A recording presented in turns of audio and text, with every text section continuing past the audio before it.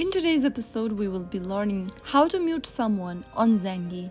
To mute someone on Zangi, first of all, launch open the Zangi application on your mobile device. Once you open up the Zangi app, make sure that you're signed in, and once you're in, go ahead and open up the chat conversation with the person or group you want to mute.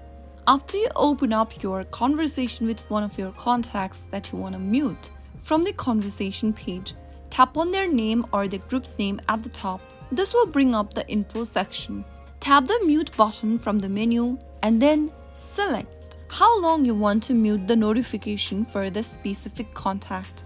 You can choose from the example for 1 hour, 15 minutes, 8 hours, 1 day, or simply choose to disable notification option.